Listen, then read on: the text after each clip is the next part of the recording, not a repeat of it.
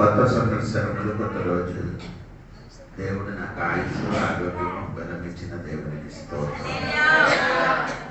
దేవుడు అందరికీ దీవించిన కాబట్టి దేవునికి వందనాలు. ఈ రోజు మనమందరం పాటుపడి ఆరాధించడానికి దేవదాసుల వలన మంచి వాక్యం వినడానికి దేవుడు సహాయం చేసిన స్తోత్రం. ఈ 2026 నుండి మొదటి దినముల నుండి మీరు దేవుడు సేవ వరకు ముందుకు కొనసాగించండి. ఎప్పుడు వెనకకి వెళ్ళకుండా అంచెతులు ముందుకు మీరు కొనసాగించాలి. ఎప్పుడు మనమే చేయకూడదు, వెనక్కి వెళ్ళకూడదు. రాత్రి 3 గంటలకు వెళ్ళి పడుకోరు. ఇప్పుడు డెలివరీ 5:30 అయినా అనుకున్నారు. మనం మార్నింగ్ నన్ను పిలిచేటప్పుడే లేచారు. లేచి అన్ని కార్యక్రమాలు చేసి నేను మీటింగ్కి వచ్చాను. నాకు పడకడానికి ఇష్టం ఉంది, నిద్ర సరిగా రాలేదు. దేవునికి స్తోత్రం. కానీ నాకు దేవుడి పనిలో నిద్ర ఒక విషయం కాదు. అన్నిలో శివరాత్రి శివుడు ఆ రోజే అది పడుకున్నారు. బాకీ అందరూ మీరందరూ నాకు ఆడకాలగా శివరాత్రి మీకు దేవుడి సండే ఒక రాత్రి నిద్ర లేకుండా దేవుడి సందులు గడపడానికి కొందరికి ఏం లేదు. ఇప్పుడు కూడా నీ జీవితం దేవుని కొరకు ఏదైనా ఉన్నది నష్టపడచడానికి ఇష్టం లేదు. నీ విలువైన దేవుడికి నష్టపడితే విలువైనది చాలా మంది అందరికీ దేవుడు దీవిస్తాడని చిన్న చిన్నది ఇంకా పెద్దది ఇవ్వడానికి దేవుడు రెడీగా ఉన్నప్పుడు మీరు తను తాను ఉపేక్షించండి. కొన్ని నిద్ర ఉపేక్షించండి, నీ సమయం ఉపేక్షించండి, నీ డబ్బు ఉపేక్షించండి. నీకున్నదాన్ని ఉపేక్షించినప్పుడు యేసుకి వెంబడించండి. అందరికీ ఏం లేదు, కొందరేం చేయలేదు, ఉపేక్షించడానికి ఇష్టం లేదు. సో అది కాదు క్రైస్తవ జీవితం. ఓకే, నేను దేవుడు నాకు ఇచ్చిన వాక్యం ఈరోజు నీకు చెప్పడానికి సిద్ధంగా ఉంది. 2 దినవృత్తాంతం, అందరు బైబిల్ తెరవాలి. 2 దినవృత్తాంతము 34వ అధ్యాయము 28 చివరి మాట చదివితే సరిపోతుంది. ఈ స్థలము మీ మీదకి దాని కాపలస్తుల మీదకి నేను రప్పించి అపాయము నీవు కనులారా చూడవు. అపాయము నీ కన్నులారా చూడవే చూడదు. ఈ కొత్త సంవత్సరం మీకు నేను ఇచ్చిన మాట, దేవుడు ఇచ్చిన మాట, ఏ అపాయము నీ కన్నుని చూడవే చూడదు. అనగా మనం ఆశ కలిగి ఉండాలి. దేవునికి స్తోత్రం. దేవుడి సంఘమా, ఈ చెప్పిన 34వ అధ్యాయములో అది రాయబడిన వ్యక్తి గురించి మీరు చూడాలి. 34వ అధ్యాయంలోకి రండి. మొదటి వచనం చూడండి. యోషియా ఏలవాడి చేసినప్పుడు 8 ఏళ్ల వాడే, నేను చదువు చెప్పండి. 8 ఏండ్లు ఏలవాడు చేసిన ఆ రాజుల గురించి మీరు ఎప్పుడైతే చూసారా, చదవారా? ఇప్పుడు చదవలేదు. 8 వయసులో ఆయన ఏం చేశాడు? ఏలవాడు చేశాడు. దేవునికి స్తోత్రం.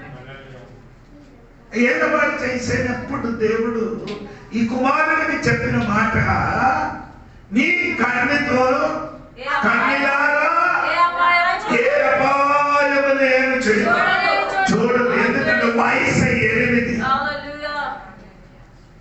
ఆ 8 8 వయసునున్న కుమారునికి దేవుడు వాగ్దానం ఇచ్చారు. ఏమనంటే నీ కన్నిలారా ఏ అపాయము చూడను అని దేవుడు వాగ్దానం. దేవునికి స్తోత్రం. అప్పుడు దేవుని బిడ్డలు అపాయం ఎంత ఉంది చెప్పండి. దేవుని బిడ్డలకి అపాయం ఎంత ఉంది? 1, 2, 3. నీ వాక్యమే నేను మీకు అడుగుతున్నాను. నీతి మందిర అపాయము ఎంత ఉంది? అనేకం. ఈ వాక్యం తెలుపుకు వాక్యంలోనికి నీ నీతి మందిరికి కలిగిన ఆపదలు ఒకటి కాదు, అనేకము నుండి దేవుడు నిన్ను విడిపిస్తాడు.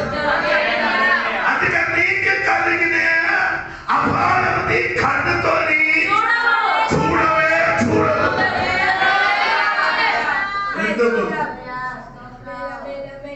యాబేసు ప్రార్థన చేసినప్పుడు ఏం చెప్పారండి? ఎక్కడే రాశారు యాబేసు గురించి?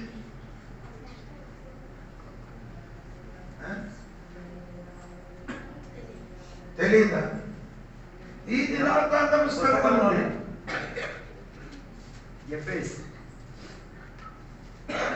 అయినా ప్రార్థన చేయని విషయము నా సరిహద్దులను విశాలపరచుము. అది కాదు, అది కరెక్టే. దాని ముందుకు ఆయన చెప్పిన మాట ఏమండి చెప్పండి? దొరికిందా? 4వ చదవండి. దొరికిన ఇంగ్లీష్ లైబ్రరీలో చదవలేదు. And Jabez was honorable. Then his brother and his mother called his name Jabez, saying, because I bore him in sorrow, and called on to the God of Israel, saying, oh, that thou bless me indeed, and enlarge my coast, that thine hands might be with me, and would keep me from evil, and it may not grieve me, and granted him what he requested. ఆమేన్. అదేదో చెప్పండి, ఆడ కూడా చదవండి. ఇప్పుడు పుస్తకం మన దినవృత్తాంతం 4:10, 9-10. యాబేసు తన సహోదరుల కంటే ఘనము పొందిన వాడై ఉండెను. వేదన పడి ఇతని కంటెనని అతని తల్లి అతనికి యాబేస్ అను పేరు పెట్టెను. యాబేసు ఇశ్రాయేలులో దేవుని గురించి మొరపెట్టి, నీవు నన్ను నిశ్చయముగా ఆశీర్వదించి నా సరిహద్దును విశాలపరిచి నీ చెయ్యి నాకు తోడుగా ఉండ దయచేసి నాకు కీడు రాకుండా దానిలో నుండి నన్ను తప్పించుము అని ప్రార్థించగా, నీతిమంతుడు అనేకమైన ఆపదలు ఇక్కడ యాబేసు ప్రార్థన చేస్తున్నట్లే నాకు ఏం రావచ్చు? కీడు వచ్చిన పర్వాలేదు, అది నాకేమవ్వాలి? మేలుగా మార్చాలి. దేవుని సంఘమై ఈ రోజు అనేకమైన కీడు ఈ సంవత్సరంలో రావచ్చు, అది నీకేం కలగదు. మేలుగా మారినగా కీడుగా కలగకుండా మేలుగా మారిపోతున్నగా దేవునికి స్తోత్రం కలిగినగాక. చాలా మందికి ఇప్పుడు కూడా ఇదే నమ్మకం లేదు. దేవునికి స్తోత్రం. అంటే నీకు ఇక్కడ మనం చదివిన వాక్యములు ఏంటి నేను చెప్పాను? ఏ అపాయముని కన్నుతోని చూడలేకుండా ఉండడానికి మనం ఏం చేయాలి? అదే నేను మొదటి చెప్తున్నాను. దేవునికి స్తోత్రం. 34 2 దినవృత్తాంతము 34 అధ్యాయము 3వ వాక్యం చూడండి. తన ఏలుబడి యందు 8వ సంవత్సరమున తాను ఇంకను బాలుడై ఉండగానే అతడు తన పితరుడైన దావీదు యొక్క దేవుని యొద్ద విచారించుటకు అంటే వెతుకడానికి 8 వయసున్న కుమారుడు తన తండ్రి అయిన దావీదు దేవునికి ఎలాగా వెతుకారో అదే విధంగా ఆయన వెతుకడానికి ప్రారంభించిన కాబట్టి వారికి వచ్చిన కీడు తన కన్నుతోని చూడలేదు.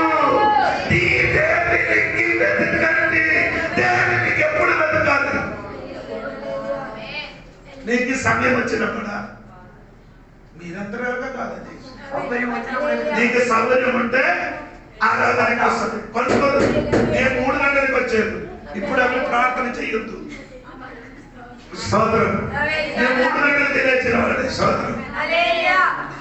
అంటే మీరు ఎలా బతుకుతున్నారే? సమయం ఉంటే, సమయం ఉంటే దేవుడి సన్నిధి వస్తుంది. దేవుడికి వెతకడానికి కాదండి. 63వ కీర్తనలోని మొదటి వచనం చదివితే దావీదు మహారాజుడు చెప్పిన మాట మీరు వినండి.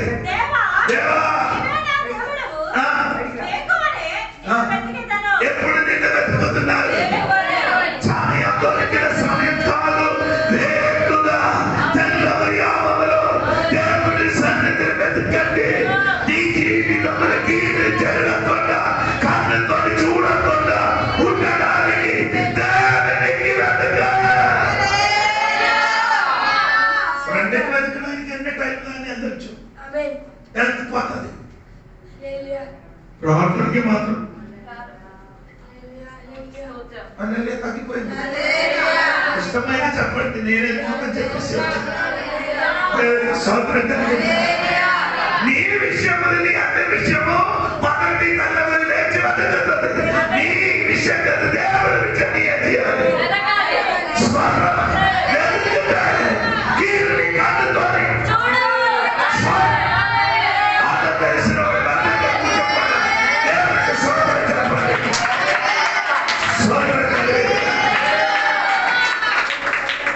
దేవుడు చూశాడు భూమి మీద. 14వ కీర్తనము 2వ వాక్యంలో రాయబడి ఏమంటే, దేవునికి వెతికిన వారు